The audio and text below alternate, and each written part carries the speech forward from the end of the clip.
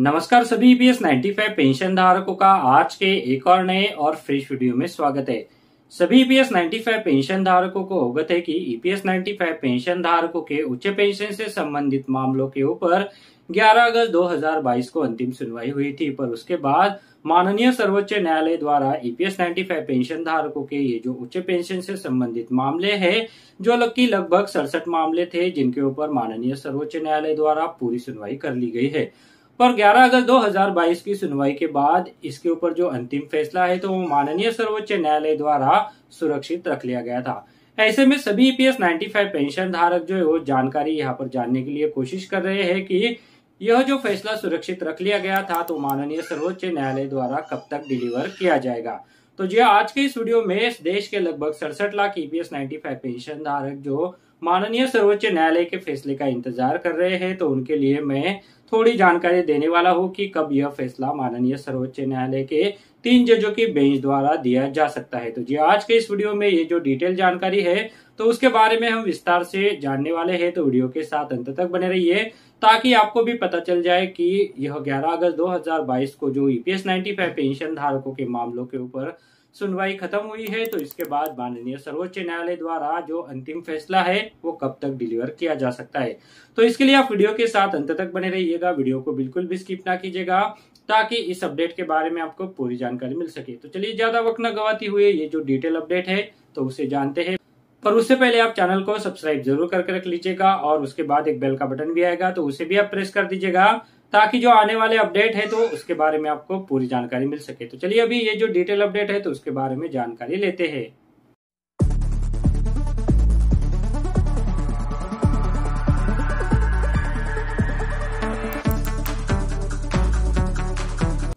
तो जी देश के लगभग 67 लाख ईपीएस 95 पेंशन धारकों को यह इंतजार है कि माननीय सर्वोच्च न्यायालय द्वारा ईपीएस 95 पेंशन धारकों के जो उच्च पेंशन से संबंधित मामले हैं तो इन मामलों के ऊपर अंतिम फैसला कब दिया जाएगा। इससे पहले कुछ जानकारी आपको जानना बहुत ही जरूरी है, तो उसके बारे में अभी मैं आपको इस वीडियो में जानकारी देने वाला हूँ।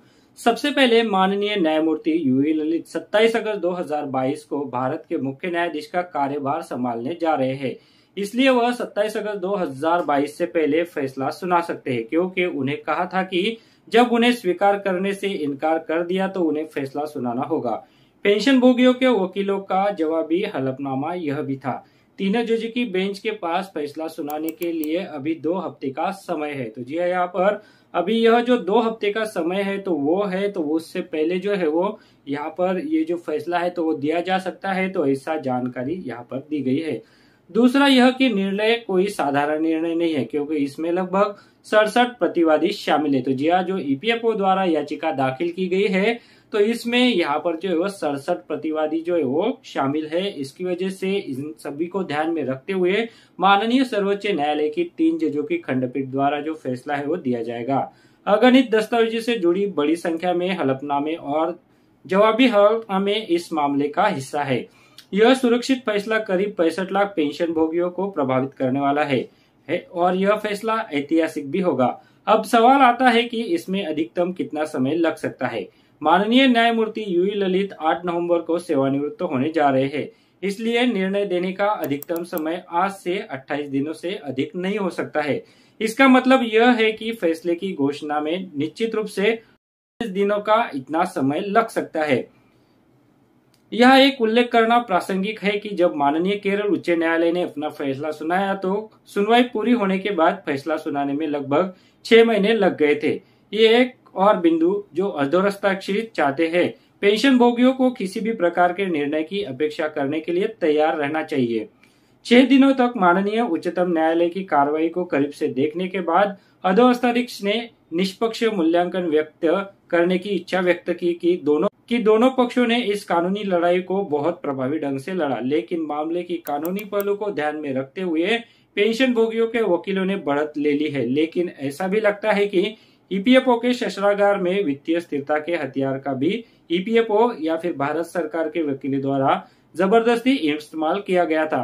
यह उल्लेख करते हुए कि अधिनियम में संशोधित करना उनके वैध अधिकार क्षेत्र के भीतर है, लेकिन 15 लाख करोड़ रुपए का अंतरंजित बीमांकन अनुमापन पूरी तरह से नहीं किया गया है।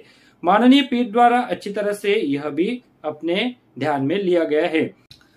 तो जी ईपीएस 95 पेंशन धारकों के मामलों को लेकर यहाँ पर ये जो जानकारी है कि जैसे कि माननीय जस्टिस यूयू ललित 27 अगस्त 2022 को चीफ जस्टिस ऑफ इंडिया का जो पदभार है वो संभालने वाले हैं। उसके बाद वह रिटायर भी नवंबर में होने वाले हैं। तो ऐसे में यहाँ पर ईपीएस 95 पेंशन धारकों के मामलों को जो अंतिम फैसले का इंतजार है तो वो अभी 88 दिनों तक जो है वो इंतजार करना पड़ सकता है, क्योंकि 88 दिनों के बाद यह जो 3 जजों की बेंच का गठन किया गया था तो इसका हिस्सा माननीय जस्टिस यूयू ललित भी है।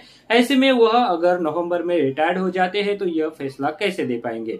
तो उससे पहले ही इनको जो है वो इस फैसले के ऊपर जो है वो विचार करना होगा और जल्द से जल्द ईपीएस 95 पेंशन धारकों के यह जो उच्च पेंशन से संबंधित मामले हैं तो इनके ऊपर जो है वो फैसला सुनाना होगा। फिलहाल यहाँ पर जैसा कि सभी ईपीएस 95 पेंशन धारकों को अवगत है कि दिसंबर 2018 में जो केरल उच्च न्यायालय द्वारा फैसला दिया गया था तो उस फैसले को भी सुरक्षित रख लिया गया था और लगभग 6 महीने का समय लग गया था और तब जाके जो है वो ईपीएस 95 पेंशन धारकों के यह जो मामले है तो इनके ऊपर फैसला दिया गया था। अब यह जो समय है वो करीबन 3 महीने का समय है जिसके भीतर ही यहाँ पर जो है वो ईपीएस 95 पेंशन धारकों को उच्च पेंशन से संबंधित यह जो मामले है तो इसके ऊपर फैसला दिया जा सकता है। फिलहाल इस फैसले को यहाँ पर काफी महत्वपूर्ण देखा जा रहा है क्योंकि इसका इम्पैक्ट जो है वो लगभग 67 लाख ईपीएस 95 पेंशन धारकों की पेंशन के ऊपर होने वाला है। साथ ही ईपीएफओ के द्वारा जो विविध तर्क दिए गए हैं कि जैसे कि जो फाइनेंशियल बर्डन है तो उसको लेकर और जो भी यहाँ पर ईपीएस 95 पेंशन धारकों के एडवोकेट है तो उनके द्वारा भी काउंटर दलीलें देकर यह सारी जो ईपीएफओ की दलीलें हैं तो उन्हें खारिज करने की पूरी कोशिश की गई है। दोनों पक्ष की तरफ से अपनी तरफ से जो है वो पूरा जोर यहाँ पर लगाया गया है। जो भी फैसला आएगा तो माननीय 3 जजों की बेंच के पास जो है वो इसको लेकर जो सुरक्षित रखने का कारण है तो वो काफी महत्वपूर्ण है। जो भी फैसला आएगा तो वो काफी महत्वपूर्ण होगा और इससे देश के लगभग 67 लाख ईपीएस 95 पेंशन धारक जो मौजूदा स्थिति में ईपीएस 95 पेंशन योजना से पेंशन का भुगतान ले रहे हैं और जो सेवानिवृत्त कर्मचारी होने वाले हैं तो उनकी पेंशन के ऊपर भी यह फैसला काफी इम्पैक्ट देने वाला है। ऐसे में यहाँ पर जब भी फैसला आ जाएगा तो हम आपको वीडियो के माध्यम से उसकी पूरी जानकारी देंगे। इसके लिए आप जाते जाते चैनल को सब्सक्राइब जरूर करके रख लीजिएगा और उसके बाद जो बेल का बटन आएगा तो उसे भी आप प्रेस कर दीजिएगा ताकि जो आने वाले अपडेट है तो उन अपडेट के बारे में आपको समय समय पर जानकारी मिल सके। तो चलिए आज के इस वीडियो में बस इतना ही। आगे भी जो भी अपडेट है तो वो मैं आपके लिए लेते आता रहूंगा। इसके लिए आप जाते जाते चैनल को सब्सक्राइब जरूर करके रख लीजिएगा और उसके बाद एक बेल का बटन आएगा तो उसे भी आप प्रेस कर दीजिएगा ताकि जो आने वाले अपडेट है तो वो आपको समय समय पर मिल सके। तो चलिए मिलते हैं ऐसी एक और नई और फ्रेश जानकारी के साथ एक और नए वीडियो में। तब तक आप सभी को मेरा नमस्कार। अगर आप शेयर मार्केट में इन्वेस्ट करना चाहते हैं तो इसके लिए आपको एक ट्रेडिंग अकाउंट की जरूरत पड़ती है। ट्रेडिंग अकाउंट ओपन करने के लिए वीडियो के डिस्क्रिप्शन में मैंने आपके लिए एक लिंक दे के रखा है। उस लिंक पर क्लिक करके अगर आप ट्रेडिंग अकाउंट ओपन करते हैं तो उस ट्रेडिंग अकाउंट ओपनिंग के लिए आपको कोई भी चार्जेस देने की जरूरत नहीं है, साथ में कोई भी एनुअल फी देने की जरूरत नहीं है। और जब भी आप इक्विटी में शेयर खरीदेंगे या फिर बेचेंगे तो उसके ऊपर आपको कोई भी ब्रोकरेज देने की जरूरत नहीं है। अगर मान लीजिए आपने 100 रुपए का कोई शेयर खरीदा और उसे 150 रुपए में बेच दिया तो जो 50 रुपए का फायदा होगा तो वो सीधे आपकी जेब में जाएगा। इसके ऊपर जो है वो आपको कोई भी ब्रोकरेज चार्जेस देने की जरूरत नहीं है, कोई भी यहाँ पर आपको चार्जेस नहीं है। तो इसके लिए अगर आप अकाउंट ओपन करना चाहते हैं तो वीडियो के डिस्क्रिप्शन में मैंने एक लिंक दिया हुआ है, तो उस लिंक पर क्लिक करके आप घर बैठे ऑनलाइन एक डीमैट अकाउंट ओपन कर सकते हैं।